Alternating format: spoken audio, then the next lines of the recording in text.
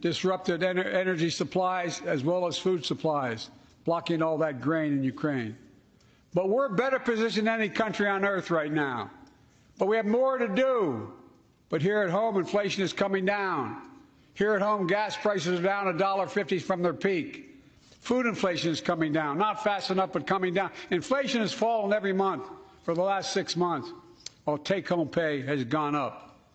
Additionally, over the last 2 years, a record 10 million Americans applied to start new businesses. 10 million. And by the way, every time someone starts a small business is an act of hope. And Madam Vice President, I want to thank you for leading that effort to ensure that small businesses have access to capital and the historic laws we enacted that are going to just come into being. Standing here last year, I shared with you a story of American genius and possibilities. Semiconductors, small computer chips the size of a fingerprint that power everything, from cell phones to automobiles and so much more. These chips were invented in America. Let's get that straight. They were invented in America. We used to make 40% of the world's chips. In the last several decades, we lost our edge. We're down to only producing 10%. We all saw what happened during the pandemic when chip factories shut down overseas. Today's automobiles need 3,000 chips, each of those automobiles. But American automobiles couldn't make enough cars because there weren't enough chips. Car prices went up, people got laid off. So did everything from refrigerators to cell phones. We can never let that happen again. That's why we came together to pass the Bipartisan Chips and Science Act.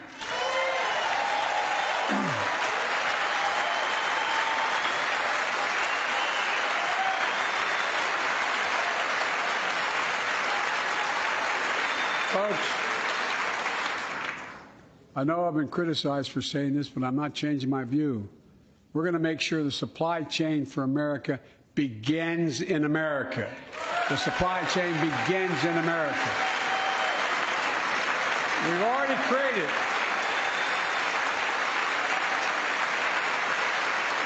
created 800,000 new manufacturing jobs without this law, before the law kicks in.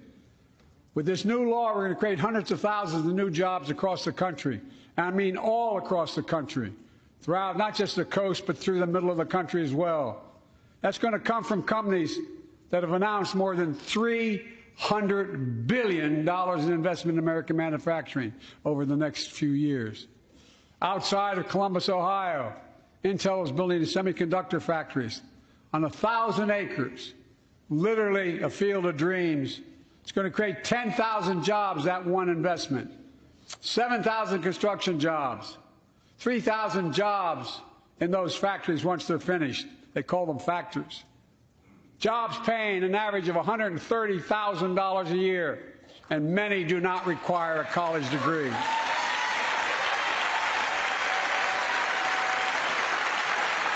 Jobs. Because we work together, these jobs where people don't have to leave home to search for opportunity. And it's just getting started.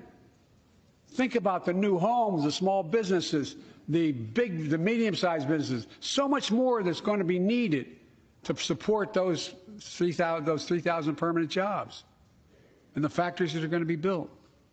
Talk to mayors and governors, Democrats and Republicans, and they'll tell you what this means for their communities. We're seeing these field of dreams transform to the heartland. But to maintain the strongest economy in the world, we need the best infrastructure in the world. And folks, as you all know, we used to be #1 in the world in infrastructure. We've sunk to 13th in the world. The United States of America, 13th in the world in infrastructure, modern infrastructure.